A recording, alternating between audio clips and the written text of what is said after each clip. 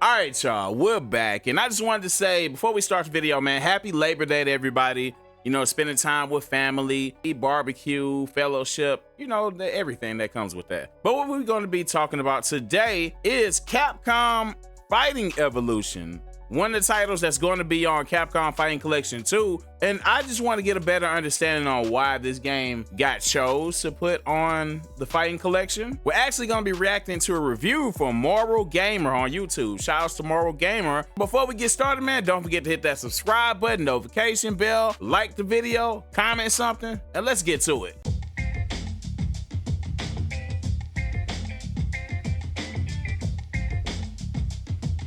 Reviews for parents. Hey, that's silly. Round one, fight! Hey Moral Gamers, welcome back. We're taking a look at Capcom Fighting Evolution, also known as Capcom Fighting Jam in Japan. And this game comes at you for PlayStation 2 and Xbox Classic. How's this gonna stack up? We'll find out. First things first, did you ever grow up in the arcade like I did? I did. I mean, growing up in an arcade, we were always waiting for Capcom to push out another fighting game. First, we saw Street Fighter 2, and everyone was like, yoink, I gotta play this. And then we had Street Fighter, Super Street Fighter 2, and all the Street Fighter 2 iterations. Then they moved on and said, hey, we can do Children of the Atom, X-Men, awesome. And then they said, we can do true. horror movie creatures, Darkstalkers, awesome. And they started doing things like that, where eventually they had the Marvel license. They threw a ton of stuff out there, and pretty much you couldn't sneeze without falling near a Capcom fighting game. It's true. But now, this is where this game tries and tries and tries. It basically takes 5 different Capcom fighting games and blends them into one super title. So that's 5 different crazy. Capcom fighting games. Okay. The interesting thing about Capcom Fighting Evolution, and you know, I'm trying to keep an open mind and trying to understand why this got added to the Fighting Collection. The interesting thing about Capcom Fighting Evolution is like the different styles of fighting that's on this game. And you know, just I could be wrong, but for me, what makes a good fighting game is, I'm guessing the fighting style would, especially like versus games or whatever. Because to me, this is no more than a versus game / Mugen game. Mugen, however you say it. I remember when what was it? The Street Fighter Tekken came out, and the fighting style on, even though they had Tekken characters on that game, the fighting style was catered to Street Fighter, so it balanced the game out. Opposed to this game, Capcom Fighting Evolution, it literally has the fighting style of a bunch of fighting games, which to me that's going to make a unstable fighting game. But you know, I'm keeping an open mind because I'm still trying to figure out why this game was added to the Fighting Collection, and you see their reasoning, you know. But let's get back to the video. The benefit of that is that you have rosters from games that you may or may not have played. Yeah. The downside is 3 of those games are Street Fighter. Yeah, you get Street Fighter 2, Street Fighter Alpha, and Street Fighter 3. Really, guys, you couldn't have thought of other games? Well, they give you Darkstalkers, and who out there's heard of Red Earth? I didn't think so. I remember Red Not many Earth. people know what Red Earth was. It was apparently a mid-90s release. It's got a weird, messed up fighting system. The only thing I really like about it is it's got a freaking T-Rex, dude. You can play as a T-Rex. It's kind of fun. Like, look how that looks. Like, it just looks very out of place to me. Like, how does that look to y'all? I'm gonna give Capcom Fighting Evolution a chance to play and see. You know, Capcom loves making changes though, to see if it runs better on this Fighting Collection. And did I feel the same way when it first came out about this game as I do now? But yeah, no one's heard of Red Earth, so let's move on. Now, the upside of this game is that, yeah, it tries to introduce you to, different fighting systems, give you an idea of how the games were balanced out. Sounds good. The problem with that is that each character is locked into their fighting system. Man. So if you've ever played Capcom versus SNK, that game basically took and let you choose characters, and then after you chose your characters, you choose what fighting system you wanted. And the fighting systems were balanced. Because if you like, say, the Street Fighter 2, the original Street Fighter 2 fighting system, you could do that. You could try the Alpha series, you could try the Street Fighter 3 series. Or, on the SNK side, Samurai Showdown, King of Fighters 97, King of Fighters 99. You had your choice. Figure out what works for you in systems. This one is if I choose a Darkstalker, I'm locked into the Darkstalker's fighting system. Means I can do down attacks, air blocks, and I can do Also some of the not a other, bad thing, you some know? of the other chain combos and stuff, which cool, awesome. But if I choose a Street Fighter 2 character, I'm locked into that archaic, really rugged Street Fighter 2 style of fighting, which wasn't easy and puts you at a lot of disadvantages. If I'm locked into Red Earth, I get completely screwed because I've never played. See, that was what I was talking about as far as it being unstable, because basically if you pick a Street Fighter, I guess an older Street Fighter character, then it gives you the disadvantage against any other game with a newer fighting system. Let's continue. The game, and the manual doesn't do a great job of explaining the Red Earth fighting system, so you're gonna pretty much have to look it up. So yeah, that's basically what it is in a nutshell. But the question, of course, is if this game is right for you.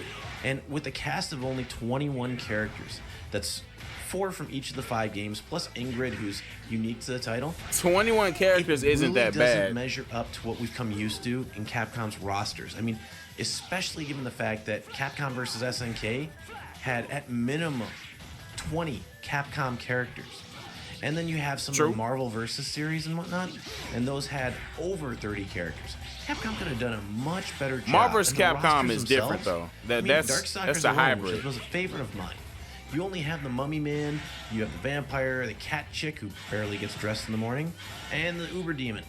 You could have put the Frankenstein dude in, or the werewolf, or other characters that were much better to play with, much more fun. Whatever. I'm sorry, Capcom, but you're actually one of the first major companies to be awarded our prestigious Shovel of Shame. The Shovel of The way Shame? they balanced this game out. What's the way that they mean? actually just kicked it out with a whole bunch of characters. Even the sprites, by the way. The sprites looked like they came from the original games. Except for the Street Fighter 2 characters. They actually used the alpha sprites in that. But you can definitely see a difference in art styles, and they don't even try to hide it. This is definitely poor production quality. Come on, Capcom. This is not what we've come to expect. This definitely feels like a Mugen game, but you have good Mugen game creators on the internet that'll put together solid games or whatever that make sense. And then you have people that's, cause they have the software, they just throw anything together. That's what this game reminds me of. Like, this game got thrown together except on a corporate level from Capcom, or I don't know, maybe they bought this game from somebody. What if Capcom bought this game from one of those creators? They got their hands on it and then just put it out. Maybe they bought it from a lower tier, a software developer or a game developer that created this, and they bought it from them and then they just put it out. Probably not what happened though, but that's what this game feels like. Expect from you guys. You can do way better.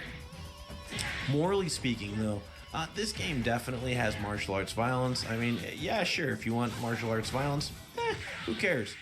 But then you also have to consider the fact that the game has demonology in it. Many of the Darkstalkers are actually demons in some way, shape, or form. You have magic usage, and Bison and Rose tend to use psychokinetic energy, magic, to attack people. And okay, yeah, if you got issues with those, then yeah, definitely something that you wouldn't want to play with your kids. In addition to that, we got Felicia the cat chick. She doesn't quite know how to dress herself in the morning. Going out like that definitely is beyond suggestive themes. I think that's not even... Don't you start. Just like yesterday's video, I'm wondering, are they gonna cover up Felicia? Because Felicia, to me, is more out there than anybody in the background. They're gonna be a bunch of mad people if Felicia gets censored. Not because people want to see that or whatever, but I don't see them doing that though. I don't see them changing to Felicia though. It's just a thought, just a theory. Not even trying. So, morally speaking, I would not recommend this game. Again, it's a Shovel of Shame winner, so that's a certain knock against it. Even if you could look past the morals, I certainly do not recommend this one. Man, that's tough, man. Rated teen? Yeah.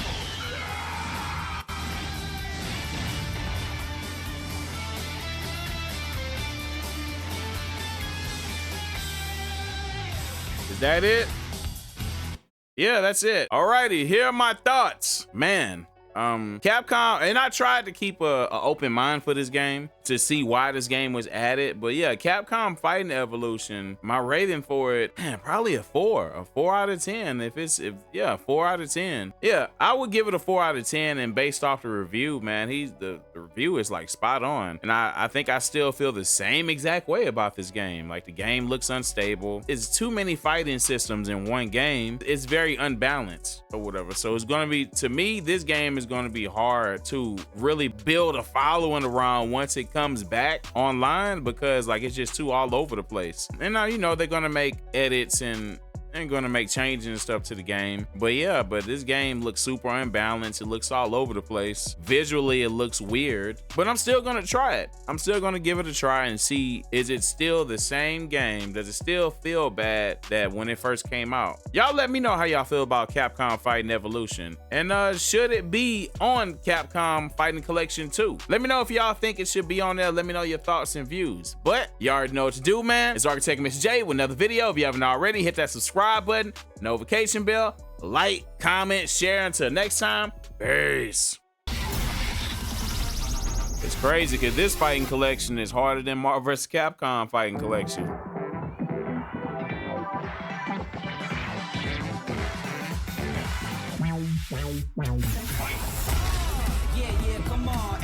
It's beautiful, man.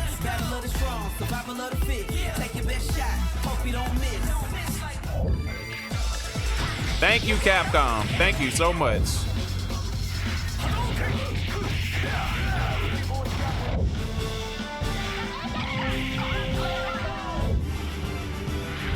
Thank you for listening, Capcom.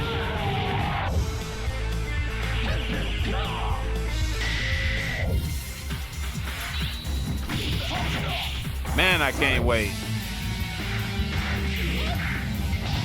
Man, take that game off. Like, man, take this game off, man. I don't know if anybody asked for that. I don't know. It might have a resurgence. We'll see.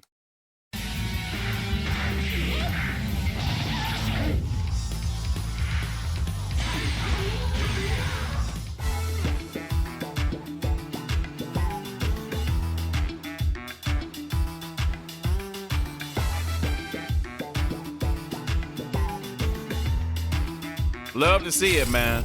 Love to see it. I ain't never scared, never quitting is the motto.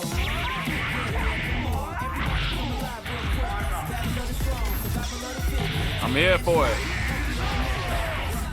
I'm here for it all. Come on, everybody come alive real quick. Battle of the strong, survival of the fit.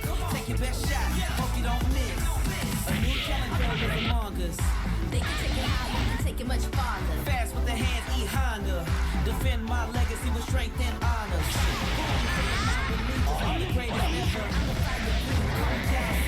They put this together beautifully, man.